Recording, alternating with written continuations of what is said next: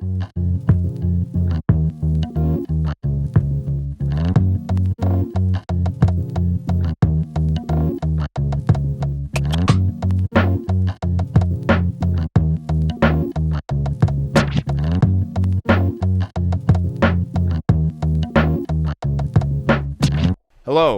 welcome to the 110th episode of the Karstcast Moviecast. Hey, you didn't... They didn't think we'd make it this far. They didn't... We gotta stop doing this bit. It can't be like a permanent bit. It can't be a permanent bit. It's our tagline at this point. Jeff, this is a fun one. What was Marky Mark's backing band? The Funky Bunch? Ding, ding, ding. Yep. It was the Funky Bunch. That's kind of what we are. If we didn't name ourselves the Karstcast, we would just be called the Funky Bunch, I feel like. I mean, I think that you're our Marky Mark. Yeah. And that I'm not a bunch if it's just one, so the funky guy. Yeah, the funky guy. It's Karsty Karst and the funky guy. And the funky guy. And the funky Jeff. Yeah. So but if it's just the funky guy, that makes it sound like I smell bad or something. Yeah, the funky, smelly guy. Yeah. But you don't, as I proved last weekend when you were in town. You proved that? Well, no, I proved the other side of it. You're not stinky. You smell fine. Yeah, but I didn't know that was a specific thing we were proving. No. I didn't know you were smelling me. No, I wasn't smelling you. I review the footage and you're just like, the fact that I didn't smell anything was actually a good sign. Unless it was a COVID symptom, in which case that's a bad sign. Yeah, right. I couldn't smell anything. Yeah. Today, by the way, I am officially fully immune. Today's the day, my 2-week mark. There you go. Might be going to a Cubs game tonight. Pretty excited. My first Cubs game. Go Cubs, go. Go Cubs, go. Go Cubbies. So, in the news, if we're doing the news segment. Oh, yeah. We're doing the news. Yeah. This is not movie related. And I just pulled this up. This is kind of news to me as I'm reading it. But it's a headline from Variety saying, The Weeknd calls Grammys corrupt, despite inspiring their recent rule change. I will not be submitting music in the future. I don't know why I chose this. You have to submit your music to the Grammys? I think so, yeah. If you want to be part of the Grammys. Because I think, which makes sense in my opinion, because there's so much music. It's like, how are they going to filter through it all? So if you want to be considered, I didn't win. That's why exactly. Because you forgot to submit. You forgot the submission. Which is why it's like, that's why in 2016, when Frank Ocean had the most critically acclaimed album of that year, he wasn't nominated for anything because I think he forgot to submit. And so they just didn't consider it at all. Because doesn't Frank Ocean do their all their own stuff? Yeah. He's so completely he didn't have independent. someone. Yeah. So he was just kind of I'm just not going to submit. Which is crazy. It's you could be Taylor Swift and not even, but obviously Taylor Swift would submit. But The Weeknd is going to not, which is pretty big. I guess I just didn't. Yeah, I also didn't know they had to submit stuff, which I guess is a good way for whatever they wanted to. Yeah, it's a good way for the industry to boycott themselves, because The Weeknd's gonna do it. Who's next? You know what I mean? Yeah. So that's what's not a lot to riff off of on this news article, but it was not a ton. It was mainly just surprising. It was just surprising you had to submit. All. I did not know that. So right. Thanks for informing me. Yeah. Of the rules for the Grammys. Yeah, of course. Had to get that out there. Other than that, not a lot of new news. I guess, and this isn't on Variety, but the big thing is Marvel apparently today, I think. I have not been paying attention. They announced they're going to have 4 new movies next year, which isn't that surprising either. Because I was I feel like that was always been the case. But did they say which ones? Yeah, I think there's a Black Panther sequel called Wakanda Forever, and I'm not entirely sure what that's going to be. So there's that. There's the new one that everyone's been excited for, which is Eternals, which is directed by Chloe Zhao, who did Nomadland. Right. But that's about it. I realized that as you were saying that, the Chloe Zhao, like, also directed Right, yeah. Nomadland. I realized that was for the people listening more than for me, because, like, Yeah, I think you knew I knew that. But I knew you probably knew was that, a little bit yeah. for me. It was for the Probably a little bit for me. It was for the listeners at home, just keeping everybody informed on what's going on in the movie world. But that's about it for this week in movie news, which is okay. Because now I can ask you how you had a new video this week, so that's big. I did have a new video on Korean films, sponsored by literally the Korea Tourist Organization. So yeah, now check they're not that out. sponsoring this podcast. They aren't. But if they want to, they can. Go ahead. They're great people, fantastic to work with. Great country as well. Great country. Would love to visit South Korea someday. I have a box of goods over there that I have not gotten through yet, but some of them are pretty good. Yeah. I also have now. What? Just real quick, a common misconception about Korean cinema. The movie that was nominated for awards, Seoul, not about the capital of South Korea. Yep. It's actually about the genre of music, I think, but also about It's actually not about the genre of music. It's about the it's more about soul, right? Your soul, yeah, right. It's got a lot of layers to it. I'm sure it's in a way about the city in South Korea. I don't know. I mean, some of the souls that were in Seoul may have been from South Korea. Right.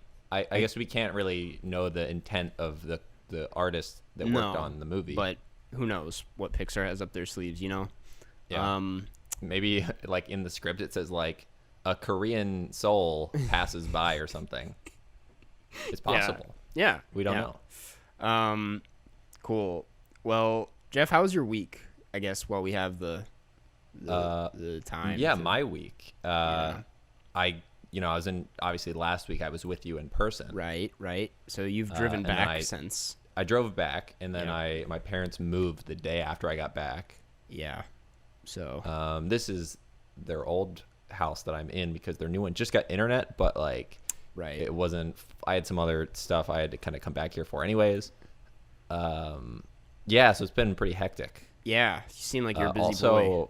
Yeah, also I'm getting the nose surgery that I talked about a few episodes ago tomorrow. Yeah. Congrats. Good luck. So I don't know. I mean, congrats. Let's just call it a nose job. It's just a nose job. But okay, just technically that is one of the things happening. But I will be, put under anesthesia. So if the podcast ends after this episode, that means I died. Yeah. Well. And my stake in this podcast, I'm leaving to Carson Runquist as a living will. I don't know why I'm laughing. There's nothing funny about that. Yeah, you know what? Maybe I'm changing my mind. Yeah, you know what? no. I've changed my mind. Now, of my stake, 50% of my stake will go to Carson, 50% goes to Jaxie. Okay. The new co-host of the Karsten Runquist podcast. Also a 4-letter name that starts with J, so what are we really losing here? Very small change. I laugh, Jeff, because I'm so confident you're going to come out great because you're so strong. Thank you. How was your week? Oh, it was fine. I got this haircut, which, I'm coming around to. There's been some roasts in my comments. Some people really like it. Some people are like, Macklemore wants his cut back. Someone said that in the Reddit, but no. Here's the thing. I personally thought that your last haircut was really good. Mm-hmm. This one is not bad. This is still a pretty good haircut. I just personally like the last one better. Yeah, and that's fair.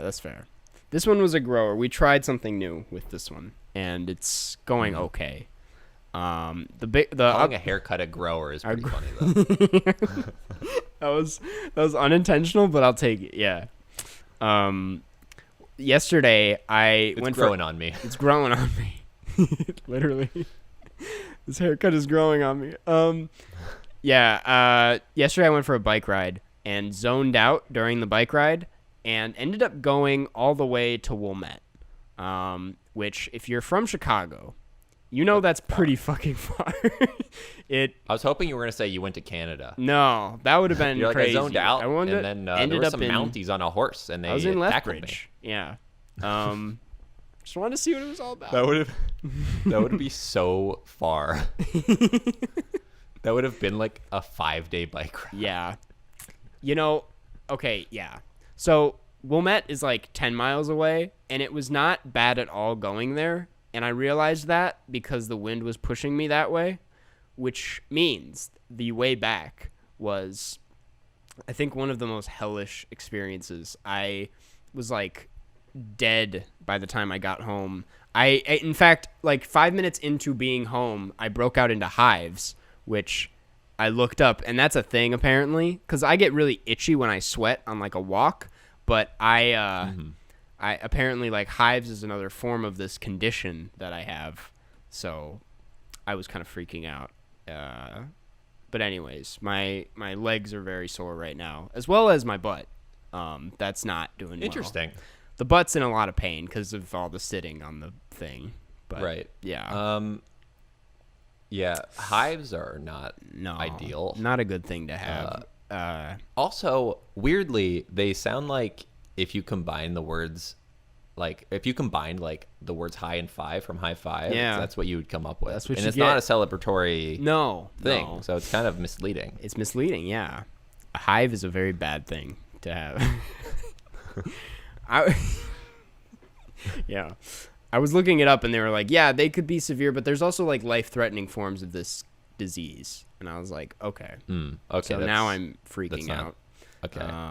I was like, I guess I'm allergic to exercising is what I took away from that, which, yeah. It's good for like getting out of someone asking you to like do some physical activity with them. Right. Like, oh, I can't. I can't. I might die. I might die. It just And I'll be itchy. It'll be itchy and dead. Anyways, I mean, so, to be fair, you can only those are mutually exclusive conditions. Yeah. You can't be both itchy and dead at the same time. Yeah, exactly. Well, speaking of movement, we're talking about a film today about a man who started a movement. Listen, I'm pretty proud of that segue just now. And but also, you had death there as well. Yeah, but movement was more creative. Movement was a lot less grim. Yeah. Yeah. Today we're talking about the Oscar-nominated film Judas and the Black Messiah. It is, I think, one of the few Oscar movies there's a more than a few that we haven't talked about. But I was just like, we should jump on this relevancy train while it's still running, and we're gonna talk about This it. might be the last stop. This is probably the last stop because we're not going to talk about Mank. We could do Minari. Yeah, we did talk about Parasite like 4 months Like after way the hype. after. Yeah. It was a very odd time to do that. It was podcast. it was like the second rise of the. We Yep. started the second wave of people watching Parasite. Exactly. Which I have 2 copies of now. By the way, I have 2 Blu-rays because Korea sent me Why? one, but I got the Criterion copy okay, for that makes Christmas, sense. so I have. Yeah. It's a good story though. Be like, yeah, here's my copy of Parasite Right. sent to me by the country of South Korea. Literally. Yeah. Well, anyways, today, so we're doing this movie. Where's the synopsis? This is a 2021 film about Fred Hampton, and we will get into the synopsis. It is offered a plea deal by the FBI. William O'Neill infiltrates the Illinois chapter of the Black Panther Party to gather intelligence on Chairman Fred Hampton. Directed by Shaka King.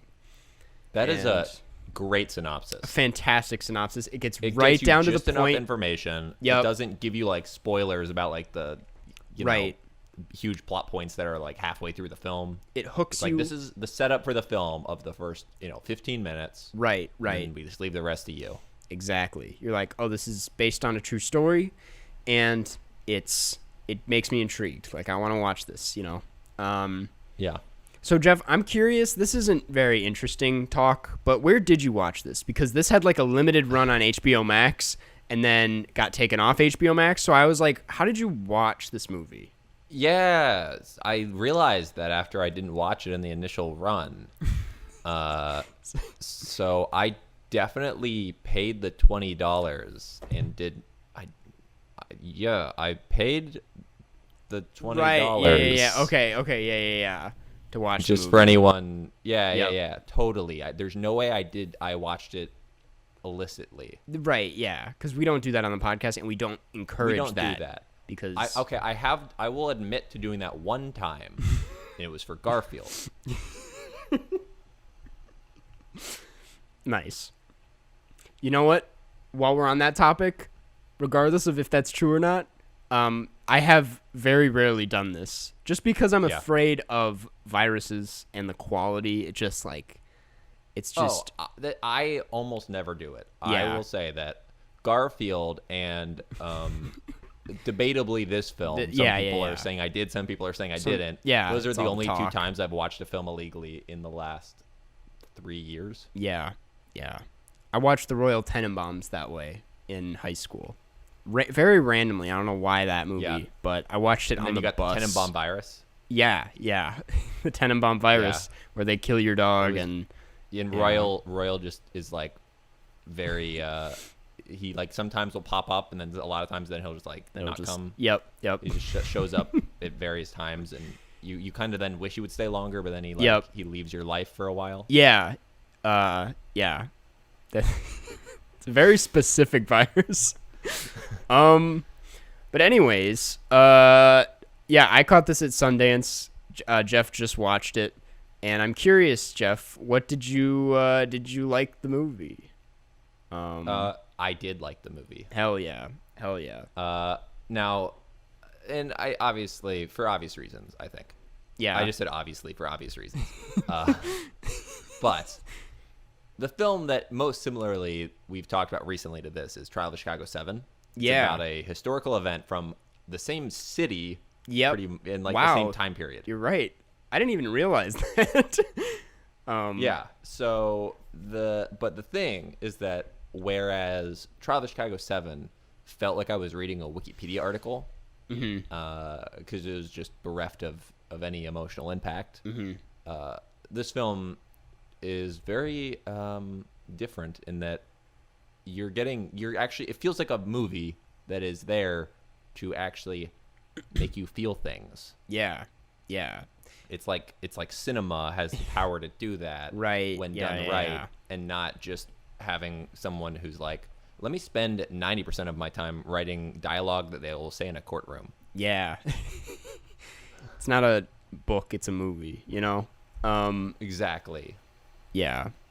Good little quip right there. But yeah, I like this movie a lot. I think it's like super aggressive in that way. Like the most recent thing I can compare this to is like, I don't know if you ever saw Black Klansman, but it's touching on like I did not. Sort of similar subject matter, and also doing it in a very kind of blunt and in your face way. And both of those films, I think, leave me just feeling like, whoa, you know. Yeah, and the thing is that I think rightly so, the events that are, they are blunt in your face events. Yeah. Where the source material absolutely warrants depicting them in this way. Right, totally.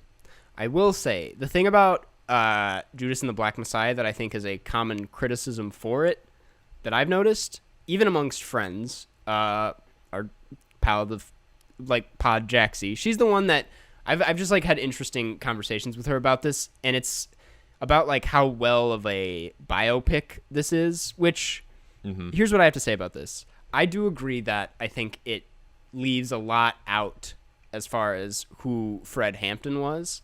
I'm not entirely caught up on the man's life or what he's done or like who he is. Like I have a lot of, I don't know a lot about him as a figure, so I can't speak on how much is and isn't in the movie. But I also think like, yeah, maybe this isn't a great biopic on him, but that's not what the movie is. It's, I think, a retelling of this specific event with William O'Neill, who, okay, yeah, we'll get into this in a second, who, in my opinion, is like the protagonist of the film. And I think as far as how it goes about depicting just this specific event and everything that surrounded it, I thought it did a really amazing and thorough job. Yeah. Yeah. And I agree with that. I think, because it is not a biopic. Right. Yeah. But it's trying to capture the spirit of this event, which, even if it's not obviously entirely accurate, which no film ever is if it's not a documentary.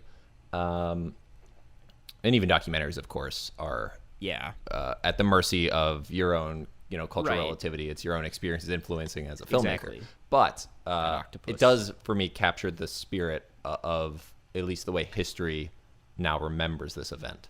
Totally, yeah. That's what I like is, like, I don't know. I think, personally, I don't know. I didn't know much about this event either. I'm so, like, out of touch with history as a whole. But, yeah, I just thought that this film does a great job at retelling it, and I think having not just, like, telling it in the way that the trial of the Chicago 7 did, where it's like, this is what happened, now, like, think about it your own way. Because I think there's a way to do that while still having a stance at the same time. I think that's, like, do the right thing. It's like, even though it has a very clear stance on what happens in the film.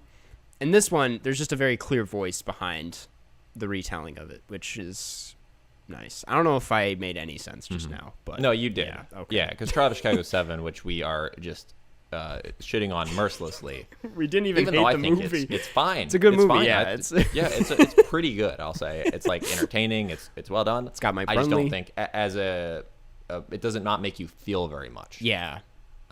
Where this film, you can't not feel things. Just Totally. And again, because there's much more at stake in this film. Yeah. Absolutely. At least the way that I'm not saying necessarily the events there was, although I do believe that. I just mean the way the film itself is set up. Yeah. The stakes are much more apparent rather than this very convoluted trial. Yeah. Totally.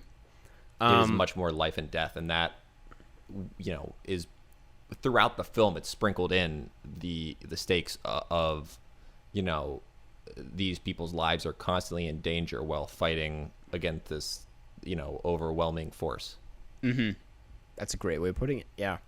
I do want to talk about the acting and the performances briefly, because I think that's what most people praise this film for.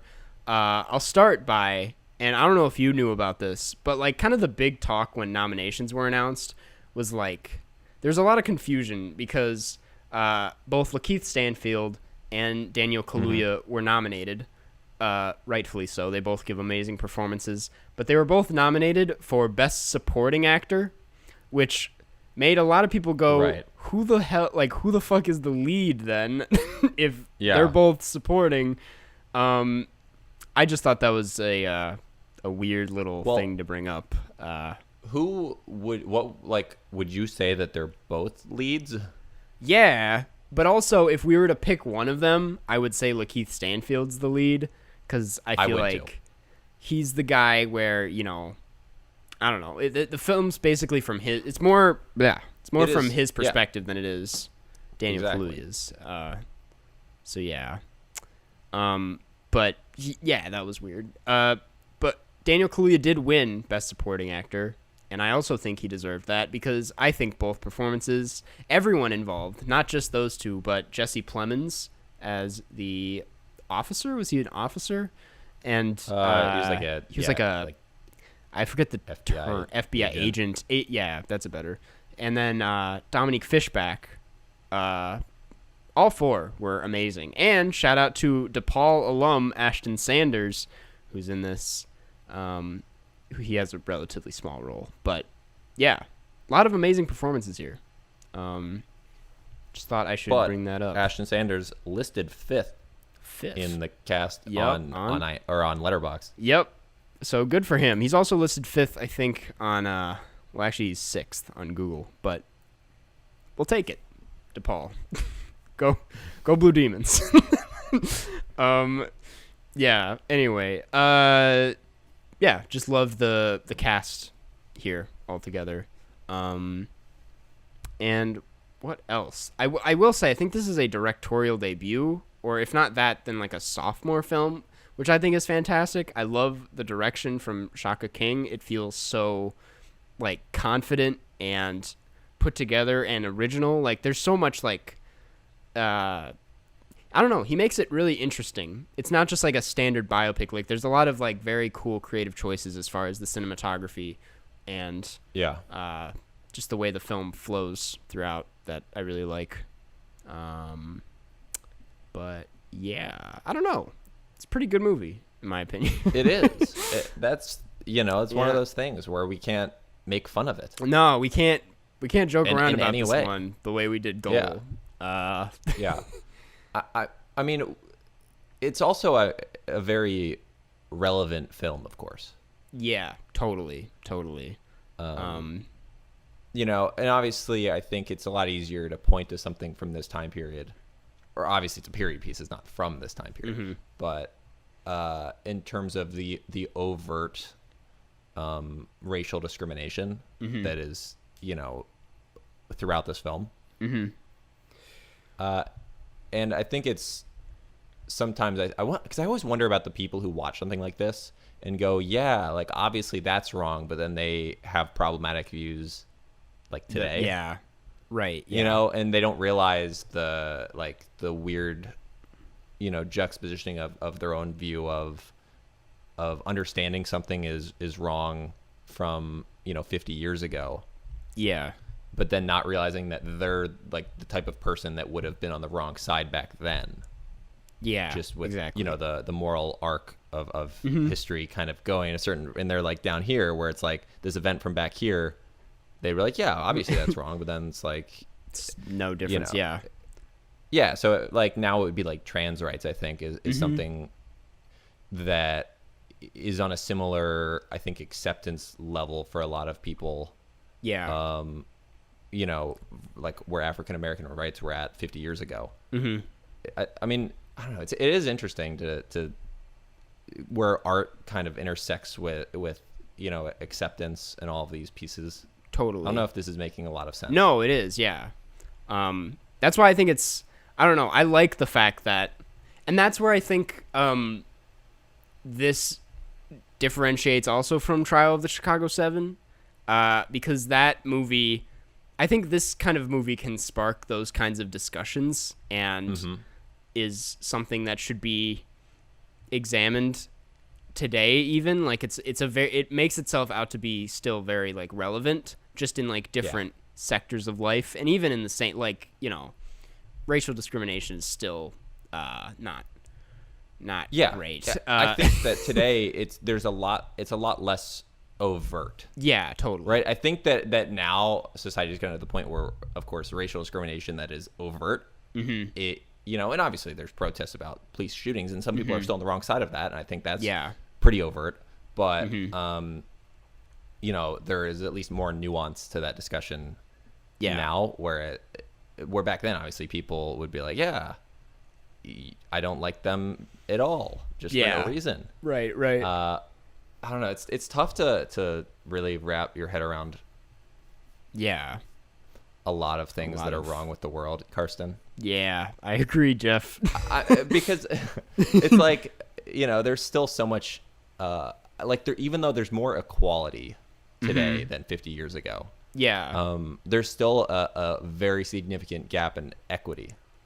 Yeah, totally. In that, you can't expect giving people equal rights under law. You can't expect them to then have the same success if the past 200 years there was a massive gap in access to opportunity and education throughout generations. Yeah, because these things are all tied together. Where it's like, here, you all technically have the same rights, but then you have some people who start off with all these extra benefits, and you can't expect everyone. That's not an equal playing field. Yeah, totally.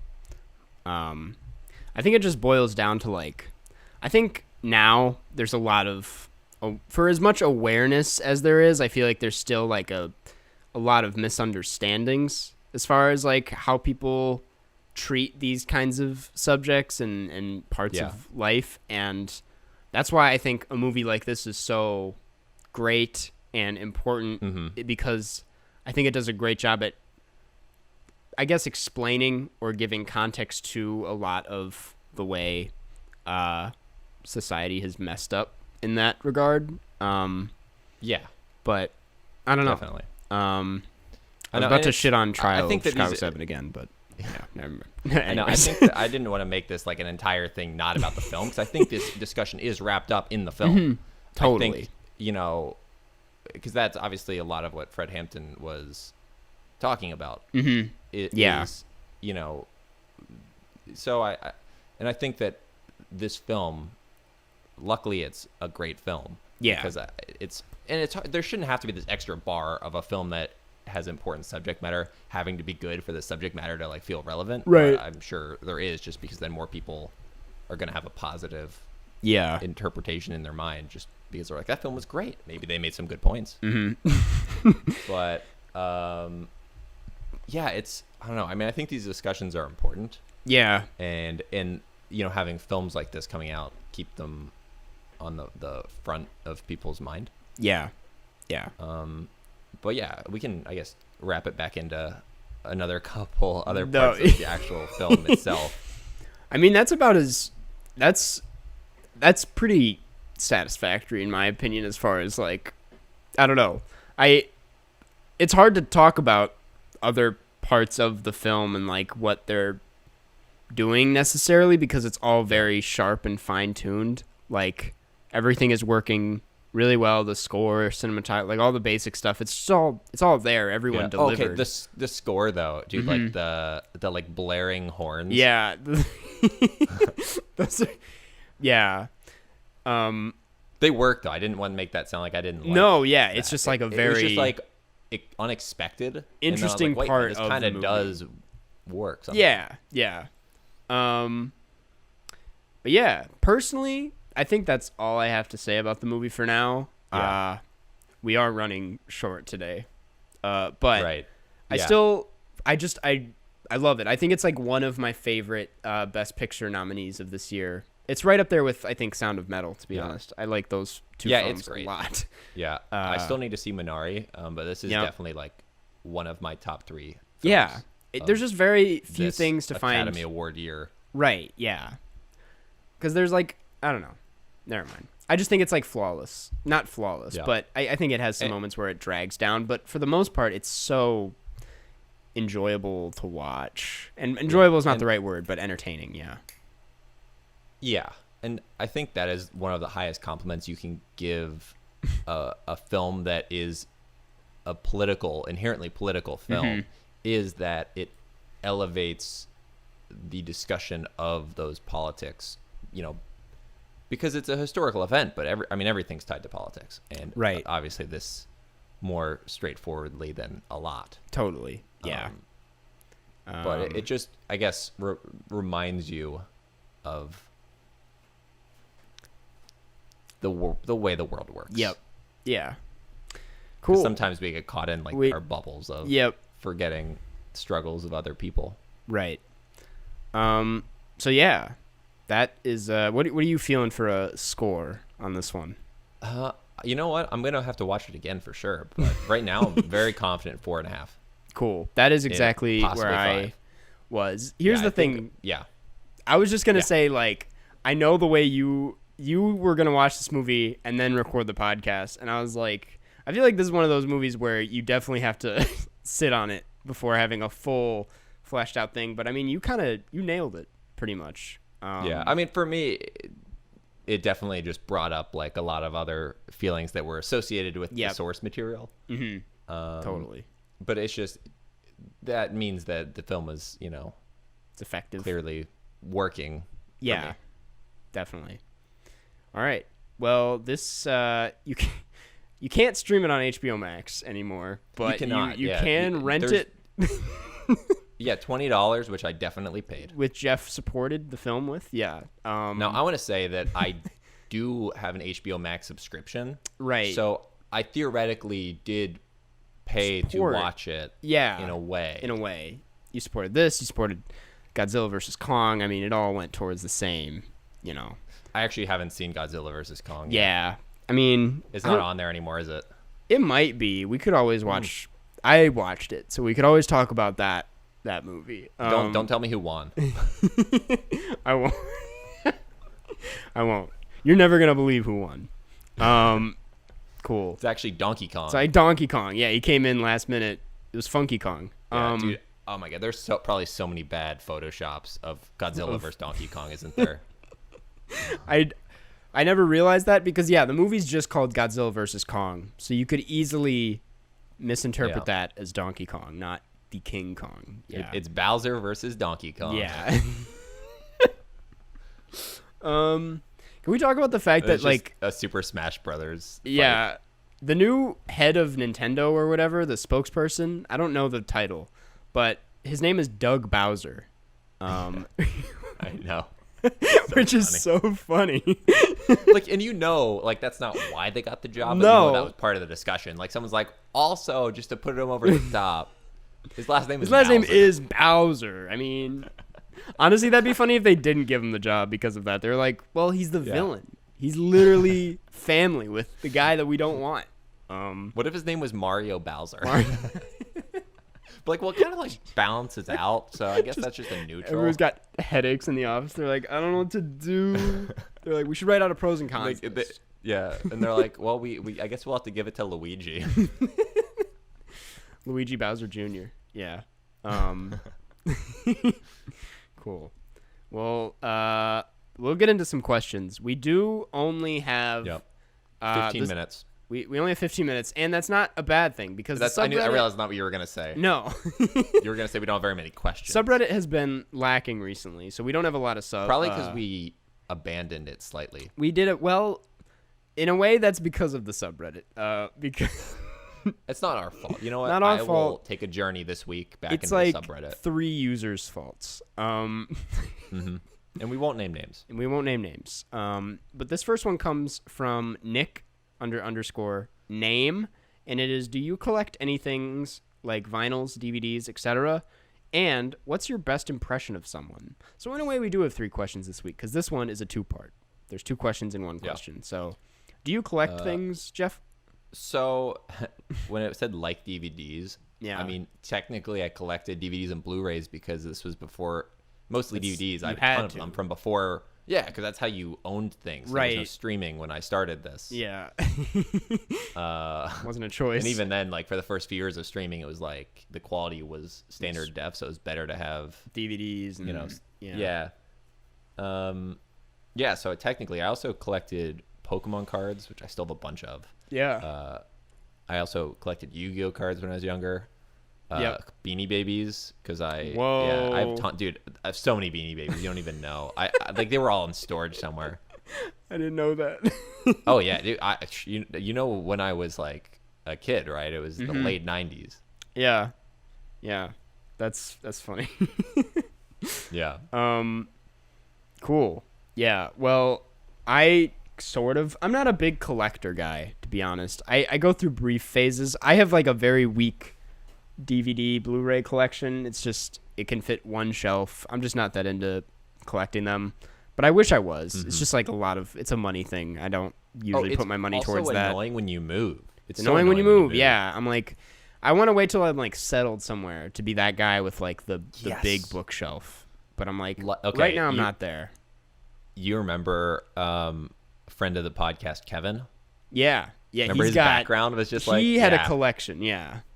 Because I've been to his home, which he does own a home, so that makes part of what helps him have that. But yeah, it's like insane how I've never seen someone own that many movies. He's like his own DVD store. Jesus Christ. Yeah. Well, I also have a decent vinyl collection, but it's not that good. I haven't bought a vinyl in a while. Yeah, it's actually just 35 copies of the Moonlight soundtrack. Yeah. It is. 4 of my vinyls are up there, but yeah. Anyways, no one asked for that.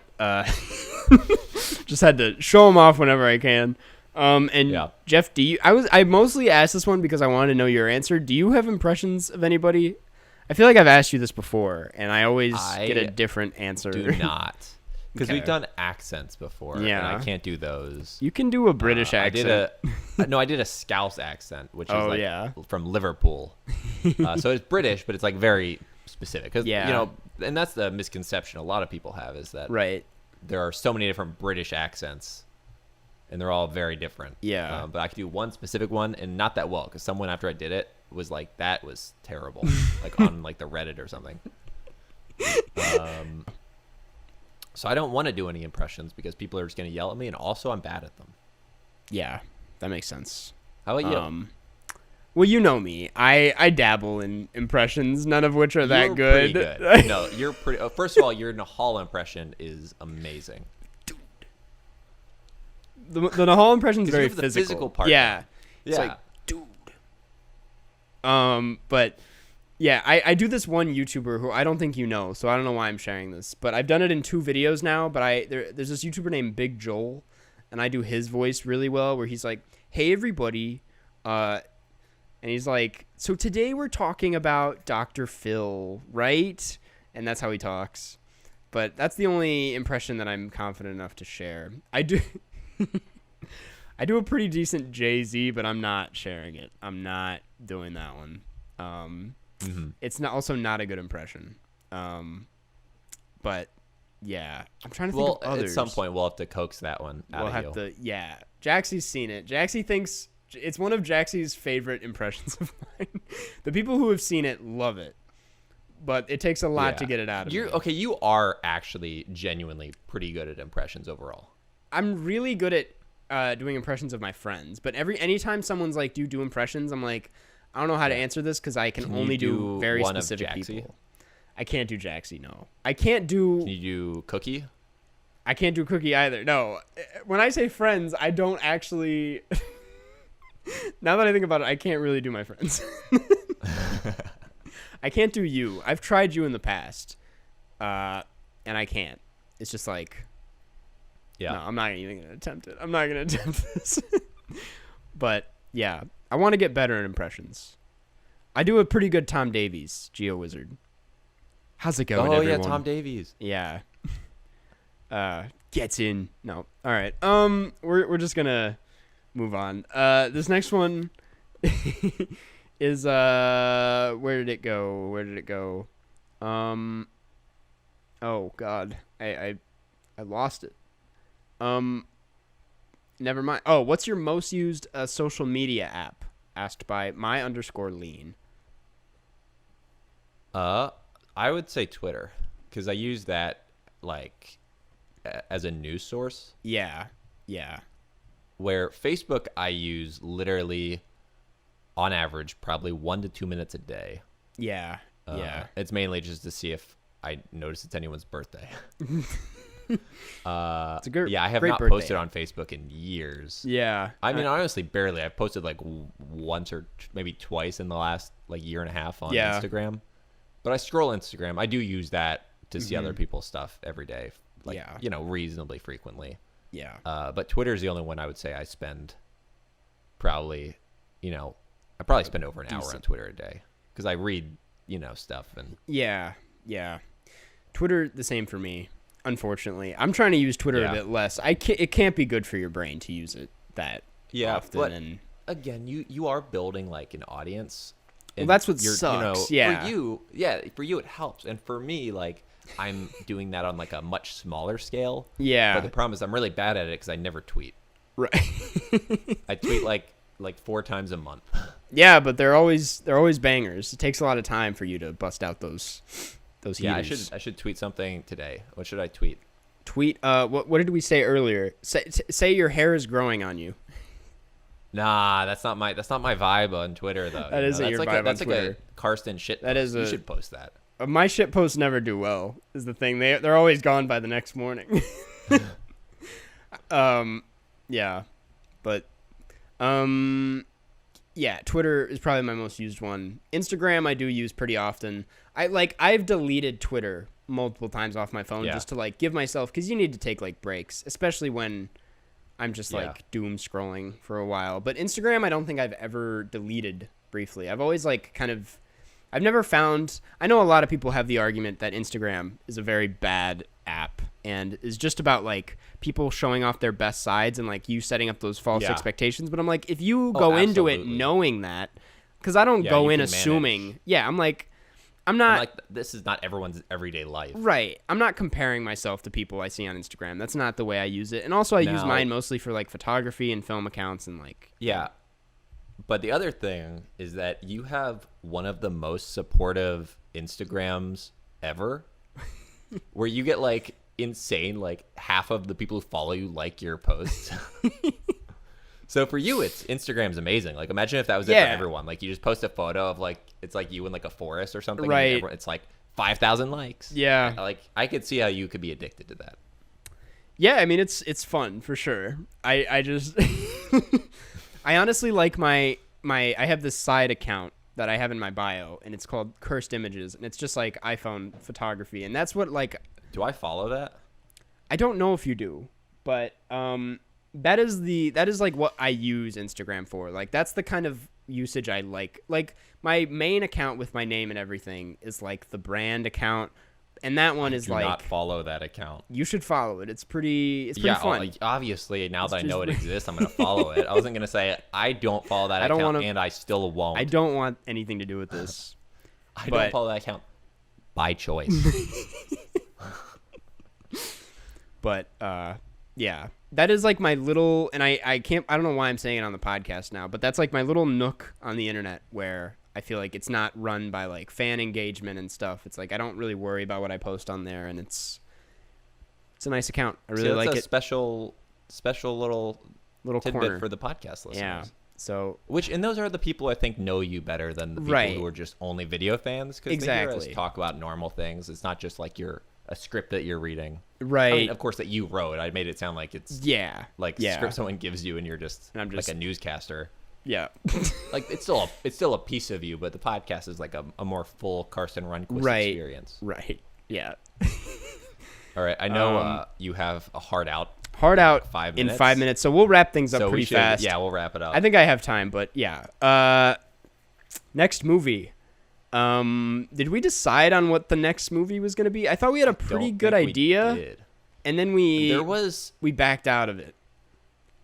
I have like kind of a fun one that I've talked to you about before. That's like backup. So okay. if we want to do like a fun one, yeah. What is Mighty it? Ducks? We. I know we just did a sports one, but the Mighty Ducks is like. We might as well. It's not really about the sport as much. It's more just like a really fun 90s kids movie. I'm down to do the Mighty Ducks. Let's do the Mighty Ducks. Let's do the Mighty Ducks, because there's a new series that just came out. Yeah. That I'll have to also watch at some point. Not for the pod necessarily, but. Right. Perfect. Well, Mighty next Ducks. week we're talking about the Mighty Ducks. I don't know where that is streaming, but I'm assuming you can stream it somewhere. And Mighty Ducks, I feel like, has a very probably passionate... HBO Max. That feels like an HBO Max type situation. It's actually on Disney Plus. Disney Plus or Hulu. Oh, that makes more sense. I think they own that, don't they? Yeah. So check that out. I was wrong. It's not on HBO Max. I don't know why I just threw out something that was wrong. I'm like, it's probably there. HBO Max has a lot of random movies, so... They do. It makes sense. Cool. Not lastly, but next we'd like to read a review to encourage you guys to leave reviews. We love hearing what you guys have to say about the podcast. And this one comes from Alice Stockley from the U.S., 5 stars. Subject line, yay, Karsten and Jeff. And the review reads, this podcast is such a love letter to film and friendship. Jeff and Karate are so laid back and cool and light up each Monday. I drew up some art for them, and they both responded. I also really appreciate that they have female guests on. I listen to a lot of movie podcasts, and you guys are the only ones who have had women guests. I think that's really great and important. Love the pod. Alice Pease. Bring back Cookie. Thank you, Alice. Appreciate it. Thank you, Alice. That was a nice kind review. Yeah. We'll definitely have Cookie back on as well. But yeah. We should also get Letterboxd Lucy back on that note. Yes. It's due for another Lucy episode. Part 3. Part 3, yeah. Reoccurring guest. Cool. Well, that does it. No. Patreon. Lastly, obviously, we'd like to thank the patrons over at patreon.com/Karstcast. If you're looking for a great way to support Jeff and I, if you guys are consistent listeners and are just looking for a way to, chip in, this is the place to do so at the patreon.com/Karstcast. You get exclusive access to bonus episodes. We just put out our second episode of April in May. Yeah, and ignore the fact. Ignore that. But yeah, you get 2 bonus episodes per month. Exclusive and you Zoom also can hangouts. listen to all the past ones if you wanted to for some reason. There's right? just like so much content on the Patreon that you guys can unlock, and lots of other so cool much benefits. GeoGuessr rounds. Yeah, and if we ever have cool guests on, that's your place to ask them questions for those episodes, which has been a cool perk that we've just recently kind of implemented. But all of that said, you also get shout-outs at the end of every episode, and that's what I'm going to do right now. So thank you, Addison Ware, AJ Ford, Ben Chow, Blake Root, Boat Boy, Brandon Yu, Camilla, David Sir, Eden, Grant Gow, Harry Remedianakis, I Don't Live in Ohio, Iva, Jaden Easton, Jacob Colness, Jane V, John Van Hout, Jordan Hill, Judy S, Justin Dickinson, Katie T, Kaylee Patney, Liv Rob, Molly Overbow, Martin Deff, Mary Lee Borslow, Micah Simmons, Monroe Page, Nora B, Parks, Riley Ost, Robert Burke, Skylar Ermel, Sophia Arieta, Stella Perry, Supercalifragilisticexpialidocious, Smitty Orban, Jagerman, Jensen, 10 Billion, the MLB Rap 2, Full Sequence, Mary Lee, Could Marry Me, Only If She Wants, Though, Consent is Key, The Monopoly Man, Tom Likes Beans, Vegard Strom, Vera S, Wes Kinley, What's in the Box? It's Karstcast merch. Xavier Fossier and Yusef A. Thank you, patrons. Thank you. You are better than me at reading all those. I did it like last week, and it's difficult. You make it look easy. I've been practicing for over a year now, so it's an acquired skill. Reading all those names. But thank you, lads. We appreciate it. Thank you, Jeff Heads. That's our official fan base name. Jeff, do you have anything else to say? Well, you know what? Here's the thing. We tried to time this out to end exactly at like a certain time, and this minute, it just turned that minute right now. So as long as we finish in the next 40 seconds, we're good. Yep. So I will say, Karsten Rundquist, my good friend. Catch you on the flip side.